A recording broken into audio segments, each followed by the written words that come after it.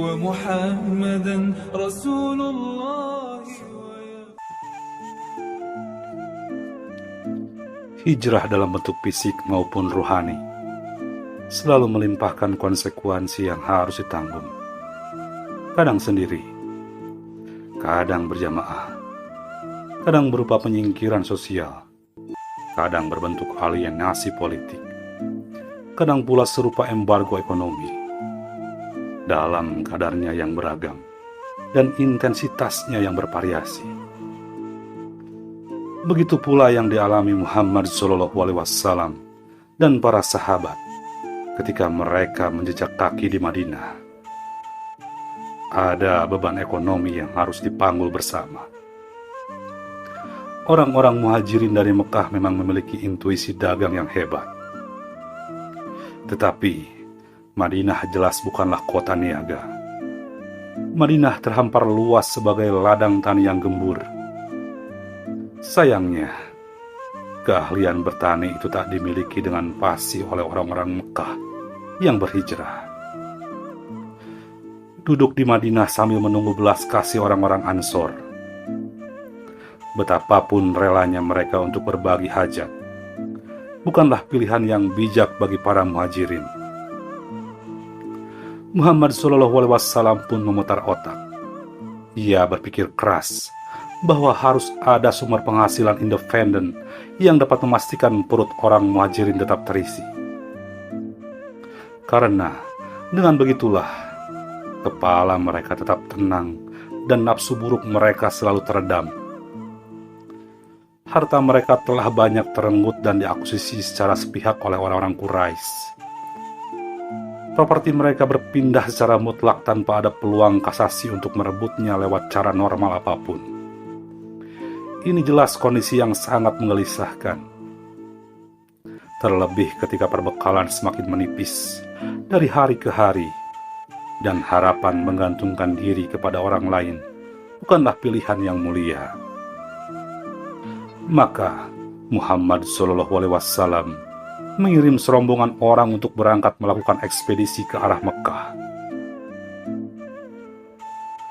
Mereka diberi tugas untuk mencari jalan bagaimana caranya mendapatkan hak mereka kembali dari harta yang dirampas orang-orang Quraisy di Mekah.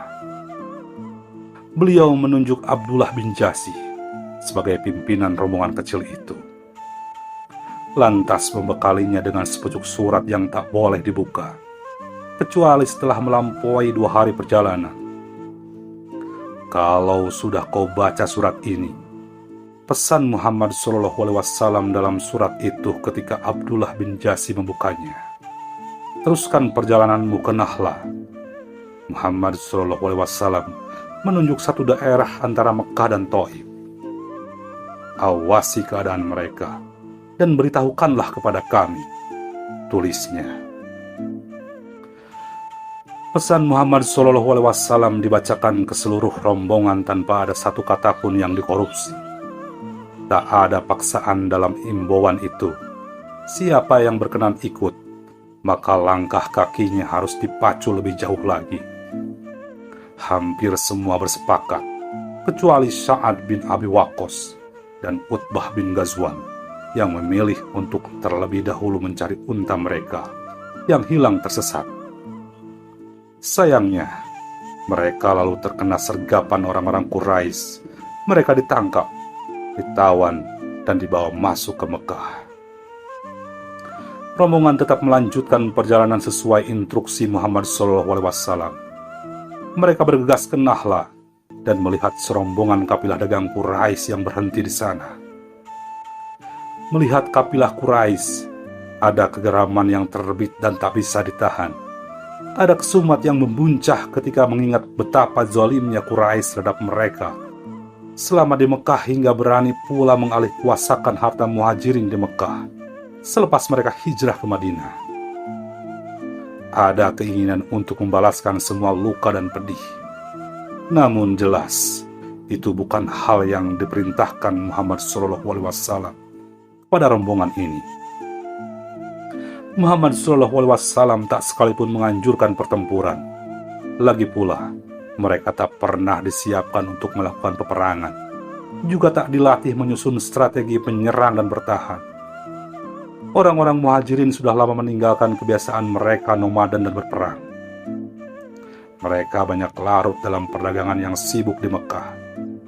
Orang-orang Ansor dari Aus dan Khazraj barangkali terlatih berperang setelah sekian lama berseteru sebelum datang Muhammad SAW ke Madinah. Tetapi rombongan yang berangkat ini tak satu pun yang berasal dari kedua suku itu. Muhammad SAW hanya menginstruksikan satu hal: awasi gerak-gerik mereka dan sampaikan kabar itu ke Madinah. Malam hari itu masih berada dalam hitungan bulan Rajab, satu dari 4 bulan mulia yang diharamkan melakukan penyerangan dan menumpahkan darah di dalamnya. Kalau kita biarkan mereka begitu saja malam ini, kata Abdullah, memulai diskusi dengan rombongannya, mereka akan sampai di Mekah dengan bersenang-senang.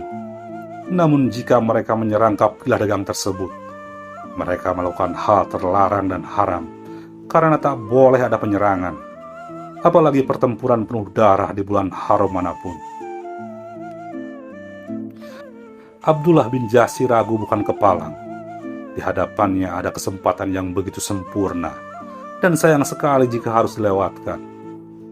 Namun pada kesempatan manis itu pula, ada ancaman yang luar biasa bagi masa depan personalnya dan orang-orang Islam di Madinah. Sesekali ia maju, berikutnya ia mundur. Keberanian dan rasa was-was bercampur aduk begitu saja. Namun rasa sakit di masa lalu telah menjadi sumbu yang membakar keberanian untuk melanggar batas perjanjian. Mereka kemudian mengambil apa saja yang dapat digunakan untuk menyerang, yang semula dipersiapkan untuk sekedar bertahan jika ada yang menggempur.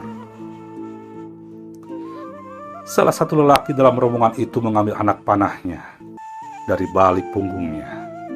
Anak panah itu berpindah ke busur, lalu melesat dan menerjang tubuh Amr bin al-Hadrami, sang pemimpin kafilah dagang Quraisy. Itulah darah pertama yang tumpah dalam sejarah Islam di bawah Muhammad SAW. Kafilah dagang Quraisy itu sontak limbung. Mereka tak tahu bagaimana dapat berlindung dari serangan yang tiba-tiba. Tak ada arah jelas yang dituju. 2 orang dari mereka kemudian tertangkap, ditawan, dan dibawa ke Madinah. Abdullah bin Jasi bermaksud menemui Muhammad SAW sekembalinya dari Nahla, tetapi ia ditolak. Ia dianggap telah mengkhianati tujuan ekspedisi dengan melakukan penyerangan di bulan haram. Abdullah tersudut. Ia melakukan kesalahan yang semestinya tak ia lakukan. Para sahabat di Madinah pun ikut menyalahkan. Tak terhitung lagi berapa banyak orang Quraisy yang geram dengan penyerangan itu.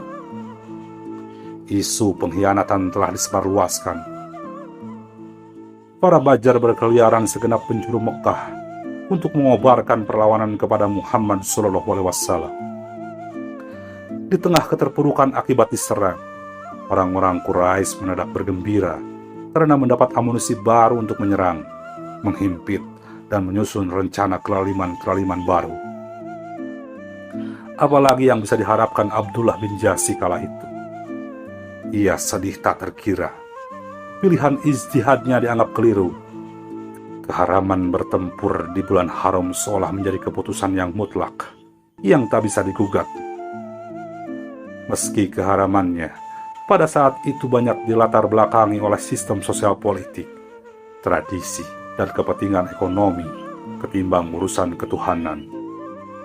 Dzulqa'dah hingga Muharram adalah periode orang-orang berziarah haji dengan mengunjungi Ka'bah yang disesaki berhala. Sedangkan Rajab adalah periode emas umroh bagi mereka.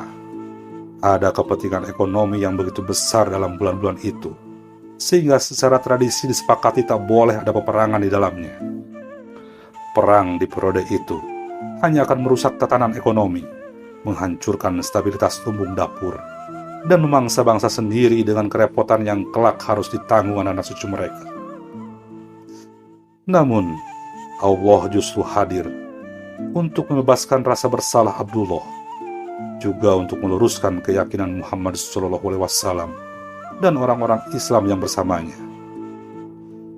Saat itulah turun ayat, "Mereka bertanya kepadamu tentang berperang pada bulan haram. Katakanlah, berperang dalam bulan itu adalah dosa besar, tetapi menghalangi manusia dari jalan Allah, kafir kepada Allah, halangi masuk Masjidil Haram, dan mengusir penduduknya dari sekitar lebih besar dosanya di sisi Allah, dan berbuat fitnah lebih besar dosanya daripada membunuh."